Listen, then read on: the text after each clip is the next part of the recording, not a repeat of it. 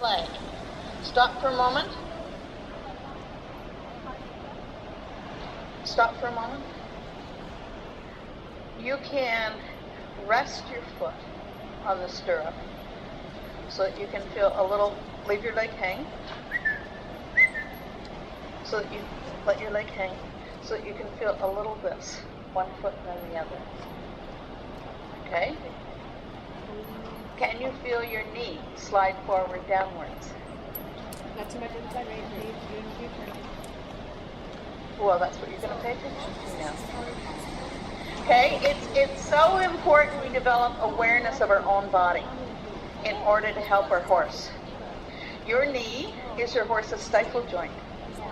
Your ankle is his hock joint. So if you're stuck here or you're stuck here, you're making your horse stuck. This is squeezing. This is not a good plan.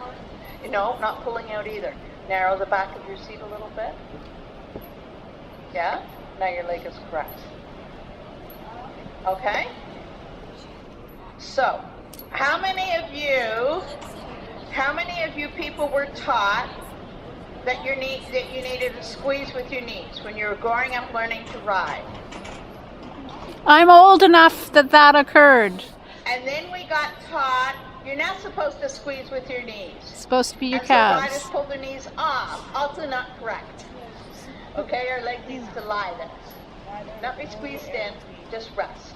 So if I rest my hand on your leg, I'm not pushing on it, it's just there. And you could move my hand easily with your leg. Yeah, my hand is moving. And same thing for the horse. Okay? If we squeeze here, we block the shoulders. We block the shoulders, we put them on the forehand, and we damage the knees and the feet in front. So we ride here. And it's not that you pull it open, you narrow the back of your seat in the front open. That's too much. Just a little bit. Yeah.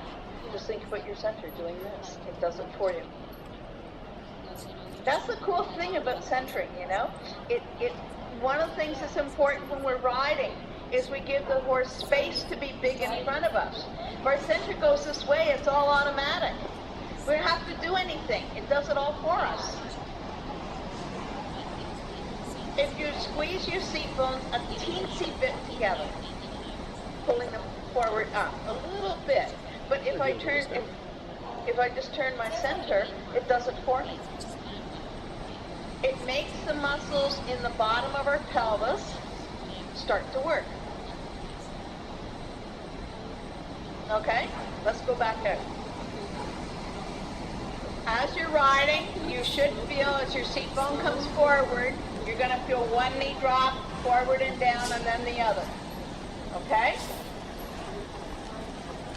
Breathing. And you know your legs should not be so still there's no movement. Movement has to happen. Okay? Your legs have to be free enough to move. Oh, this is very good now, Mano. You feel the difference? High is dangerous for him. Just get his head down a little bit. High could be dangerous.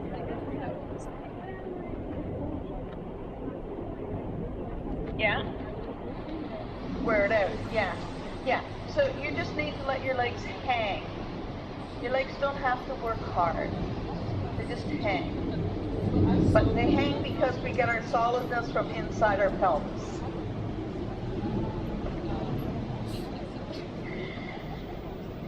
Not always a good thing for your horse. Okay, so you ladies have this now, and you've watched the other lessons. When we want to get a little bit more walk or a little more activity, we can use this feeling we're getting from our seat to get it more active, thinking left and right. Okay, toes stay up.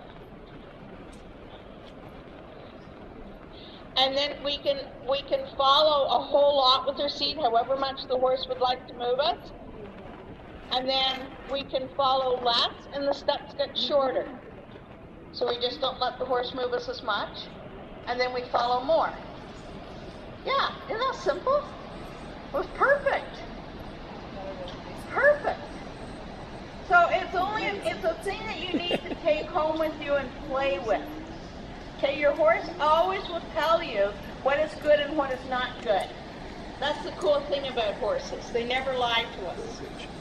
So let's go ahead and play with a little bit of trot work, okay? So it's the same thing in trot. You're going to have the feeling that you have your feet right under you. If we took the horse away by magic, you're still on your feet. Yeah, we can start the other direction. That's better, you said, for your horse? Not Yeah. for hers. And you have a whole arena and only 2 horses. So there's lots of room for you to change direction. You don't have to both go the same direction. Yeah, Paige, start the other way. Eyes, Paige. Thank you. Rising trot. Good riding. Good riding. Just do a big circle down at this end, since that end seems to be the one with the ghosts in Take your it. reins up there. Good. Keep his head like that. Very good, Paige. So, Paige, can you imagine there's raw eggs sitting on your saddle? Can you land so softly on your saddle that you don't break those eggs? Head down. You have to, that's better. Really control coming into the saddle. Carry your hands up a little bit more up and forward. Good. Breathing, breathing. So when things go wrong, you got to remember to breathe and send your energy forward. Okay, where it needs to go. And when you want to stop him, Paige, make sure that you don't get stuck this way. Okay? That's called the death wish. Okay? You want to make sure if you're going to stop him, you stay open. Get his head down, please. So, hands need to go forward, Minot. When we go into trot, we always need shorter reins. So, Paige, you might want to shorten your reins a little bit so you keep your hands in front of you. Gives you better balance when your hands are in front. Good. Breathing. Very good, Paige. Look at that nice gray horse. Nice tempo. Who owns that? You have to keep this tempo the whole time. So, Minot, when she goes down there and she wants to look out there, just put her head straight, but make sure you're not kinking your own neck. Okay? Your nose and your horse's nose point the same direction all of the time, Minot. Even in the turn. Keep her neck straight. That's it. And your outside seat bone towards her inside ear. Balance your head, Minot. Thank you. Breathing. Paige, circle. Breathing. You're doing a super job. Yay, Paige! Is this helping you, Paige, getting a better place on him? Okay, so Minot, come in here for a moment. I want to help you with your rising trot. I have major competition.